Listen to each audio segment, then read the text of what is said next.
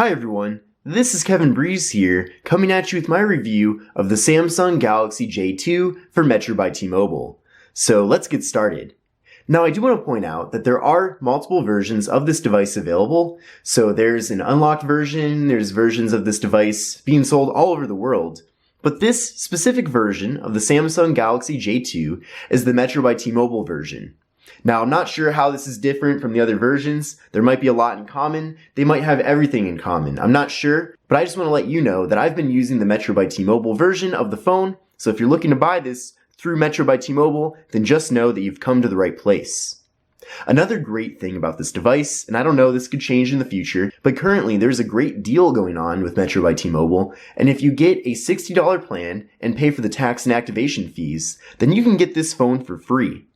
So that's really cool. Now, if you don't do the $60 plan and you want to do a cheaper plan, I'm not sure if they give you a discount on the device or if you have to pay for it in full. But worst case scenario, if you do have to pay for this in full, then the MSRP for it is $149.99. And in my opinion, and I'll be diving more into this throughout the video, I think that price tag in itself is worth it for this device. So getting it for free is just yet another awesome bonus. Now this device features a 5-inch display, and its resolution is actually a little bit lower than 720p, which is a little bit of a downer. The resolution of this display is 540 by 960. Now one of the great things though about the display is that it features Corning Gorilla Glass, which is a premium glass, and it's going to be a lot stronger than the glass that you find on other smartphones out there. So that's kind of a great surprise to see with a budget smartphone like this. Normally you don't get Gorilla Glass with a budget phone, especially a phone that you can get for free from your carrier. So props to Samsung for including Corning Gorilla Glass with this device. Now, the aspect ratio of this display is 16 by 9, which is the standard aspect ratio that you find on most televisions. Now, for a long time, 16 by 9 was the standard. But with recent devices that have been coming out, they featured taller displays and a resolution of 18 by 9 or even 19 by 9. So this is still kind of the old school resolution here. And another thing that's old school about the Samsung Galaxy J2 is that we have very large bezels on the top and bottom. You know, nowadays, a lot of devices, like I mentioned before, have that taller aspect ratio, but also feature a notch. Of course, there's no notch to be found with the Samsung Galaxy J2, and really these bezels are quite large. The design of this device really looks like something you'd find in 2015. So it's a little bit disappointing. I do kind of wish that this design was a little bit different, a little bit more modern. But then again, it is a free device if you do that $60 plan. So how much can you really ask for at that price range? Another great thing too is that if you're just looking for a device that works and you're not looking for something that looks like a really modern phone and you just want, something practical, then this will still get the job done. I mean, I know for me personally, when I use this device, having these large bezels in the top and bottom don't really bother me at all. And still, the phone is quite small in size and nice and compact. I mean, I have decently large hands, but still, the device feels good in the hand, it doesn't overcrowd my pocket, and overall it's just a comfortable device to use. And again, like I mentioned, it has that Corning Gorilla Glass, so if you drop the phone for some reason, the likelihood of cracking the glass on the display won't be as big of a deal. Now, of course, you can always go out and buy different accessories for this, like screen protectors and cases, and I always highly recommend doing that. Now, of course, this display isn't the best display I've ever seen on a smartphone.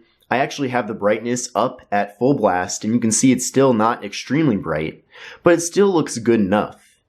And holding this close up to the camera, you can kind of get a better idea of the resolution here. Of course, it is a little bit on the grainier side. It's not nearly as sharp as a 1080p display, that's for sure. But it still looks good. I mean, it's still usable. If you're going to be using this to browse the web or send text messages or even watch videos, you're not going to have a problem with the resolution here. It's still good enough to go through with your everyday life. Now up top here, we have the 5 megapixel front-facing camera, and it's actually a pretty good camera. You can take clear looking selfies with that front-facing camera, and the front-facing camera on this device is actually better than some $200 devices that I've used in the past. So I think Samsung definitely chose a good camera here, so don't be discouraged by the fact that it's only 5 megapixels, because megapixel count isn't always the most important thing out there. I've used other devices where they have 20 megapixel front-facing cameras, and the quality isn't as good as the front-facing camera on the Galaxy J2. So just keep that in mind. Now this device features 16 gigabytes of internal storage, with 9 gigabytes of that being available to the user. I'm assuming the 7 gigabytes that's not available is for the software and everything else and all the pre-installed applications on this device, so you'll just have to deal with that. Now if you want to expand the storage on the Samsung Galaxy J2, then you're always welcome to buy a micro SD card, and you can insert this into the device and expand that storage essentially as much as you want. This device does not feature a fingerprint sensor, and it doesn't feature Face ID, so if you want to keep your device secure, you're going to be limited to using a PIN code, which isn't really terrible. I mean, it's totally fine, really. There's also no wireless charging with this device, and the rear camera here is 8 megapixels. Now, just like the front-facing camera, the rear camera actually isn't that bad. I'll pull it up here and give you a closer look. You can see here, you can get nice and close to whatever you want. It has nice autofocus, and the shutter speed is really quick as well. Now, another great thing about this camera here is that you get a lot of different options. So, you get a bunch of different modes, like continuous shot. You get a special sticker mode, which is kind of different. There's an auto mode, which of course is kind of the standard. There's beauty mode, which can kind of smooth out different people's faces and stuff. There's pro mode, which gives you a bunch of other options, such as adjusting the ISO and white balance. And there's panorama, so that's great to see as well.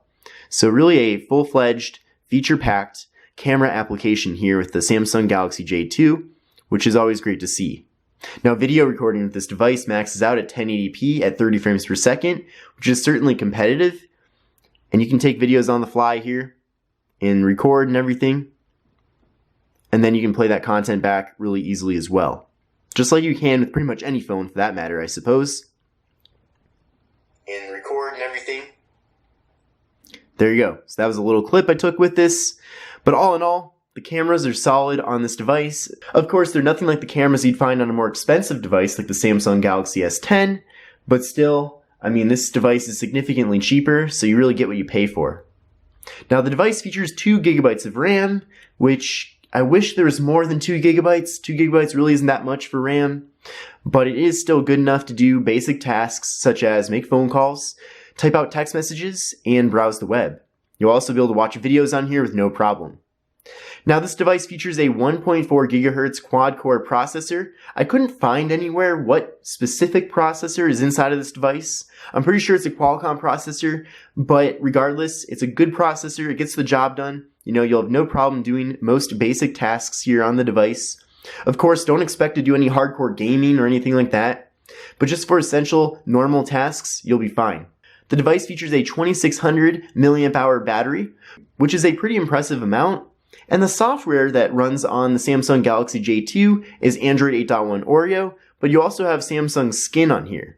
So it's kind of a special Samsung experience, and you'll have to decide whether or not you think that's a good thing or a bad thing. Personally, I think Samsung does a pretty good job at optimizing their software, so you shouldn't worry too much about the device being slow and bloated, because it's not. Now let's go over the pre-installed software here. So we'll swipe up and go to the app drawer. Of course, you get all the Google applications pre-installed. That's kind of a normal thing that you'll find with every Android phone because they're required to put these on here in order to license Android. We also have a Metro by T-Mobile folder with App Store, Device Unlock, Lookout, Metro Zone, My Metro, and Mobile Hotspot. There's a Samsung folder as well with the Galaxy App Store, My Files, Samsung Health, and Samsung Notes. There's the Calendar app, Camera, Clock, Contacts, Email, Gallery, Internet, Messages, Phone, Play Music, Play Store, Settings, Play Movie and TV, Samsung Members, Name ID, and that's it. So not a whole lot of bloatware here. Of course, Samsung does like to put on their own bloatware, but I've seen way worse bloatware in the past, especially bloatware for like totally random things like the NBA app or the NFL app. Of course, those apps are great for the people that actually want them, but having unnecessary bloatware that you're never going to want to use at all is never a good thing. So it's good to see that the Galaxy J2 doesn't have a whole lot of that. Now let's take a look at the actual hardware itself. Of course, I already went over the front here. You know, the device has a 5-inch display with a resolution of 540 by 960. Up top here we have the earpiece and we have the front-facing camera. Then below we have the Samsung logo. And of course we have these very large bezels here. On the left side of the device, we have the volume buttons. On the right side of the device, we have the power button. On the top, we have the noise canceling microphone. On the bottom, we have the micro USB port, we have the microphone, and we have the 3.5mm headphone jack. So if you love using your traditional 3.5mm headphones, then you're really going to like the Galaxy J2. Then on the back side here, we have the camera module, which is 8 megapixels. We have the flash and the Samsung logo. We also have a small little pocket here, which is home to the speaker. Now, this material here on the back is kind of a piano black plastic material, and it does look good, but the only problem with it is that it really soaks up sweat and grease and different things like that, and you really have to constantly be keeping it clean. So I'm not a huge fan of this material here on the back of the device, but it's not terrible either, and I suppose if you use a case, it really won't even matter at all what material is on here. Now you can pop off the back here and access the SIM card slot, the battery, and the SD card slot. So you can see here is the battery itself.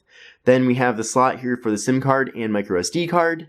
Now what's cool is about this removable battery is that if you want to buy multiple batteries, you can. And if you're on like a long camping trip or something like that, then you can just pop out your old battery if it's about to die and put in your new battery. So it gives you kind of another charging option there if you think that's necessary or if you think you're going to actually use that to your advantage. So we'll throw the back on here again, and that's kind of a rare thing nowadays, having these removable batteries. You don't see it a whole lot. So I'm glad that Samsung still has it, at least on this device, as I think it's a great feature to have overall. Let's now try watching some YouTube videos on the device. We have the noise canceling microphone. On the bottom of the device, we have the 3.5mm headphone jack, the microphone, the USB-C port, and the speaker. On the front, we have the 1080p display with the cutout for the teardrop notch, which contains the 16 megapixel front-facing camera. On the rear, we have the dual camera, which is, as I said before, 16 and 8 megapixels. So video viewing on the Samsung Galaxy J2 certainly isn't bad. I mean, I could easily watch hours of video content on here if I chose to, and it's really not a bad experience at all. Of course, if the display was a little bit higher in resolution, that would never be a bad thing, but still, for what it is, it's not bad at all for watching videos. And the speaker sounds good, and I had it at full blast when I was doing this test, and it sounded relatively clear. Not as clear as the iPhone or the Galaxy S10, but still clear enough that it doesn't bother you. Now here is the box for the Samsung Galaxy J2, so when you get it, this is pretty much what you're going to be getting. We have the Metro by T-Mobile logo on the bottom here, we have a picture of the actual device there in the middle, and then on the back side we have the specifications for the device, which I've pretty much gone over throughout this video. Inside of the box, in addition to the actual device itself, you're going to get a quick reference manual, you're going to get a Samsung branded wall adapter, and you're going to get the micro USB port for charging and data transfer. So let's now go over whether or not I think this device is worth it. So in my opinion, if you can get this for free with that $60 plan, then it's certainly worth it. But if you actually have to pay the full $149, then I wouldn't. There's much better options out there, especially unlocked smartphones such as the blue Vivo XL4 and other ones in that price range. And essentially for the same price as this, you can get a better device. So if you have to pay that full $149, I wouldn't get this, I would get something else instead. But if you are getting this for free by signing up for the $60 plan with Metro by T-Mobile, then I certainly do think it's a good deal. The best thing about the Samsung Galaxy J2 is that it's going to work well. That's the most important thing about it. It's going to be a reliable device. Of course, Samsung is a reliable brand. It's been around for a long time. And this thing will last you for at least a few years without being obsolete. So it's certainly not a terrible choice, but it's also not necessarily the best deal if you do have to pay $149. So I hope you enjoyed my review of the Samsung Galaxy J2. If you have this device, let me know what you think about it in the comment section below. Also, if you have any suggestions on other videos you'd like me to do about the Samsung Galaxy J2, then I'd love to do those, so let me know down in the comment section below. If you like the video, give it a like, and make sure to sub to the channel, and I'll see you in the next video. Take care and have a great day. Bye.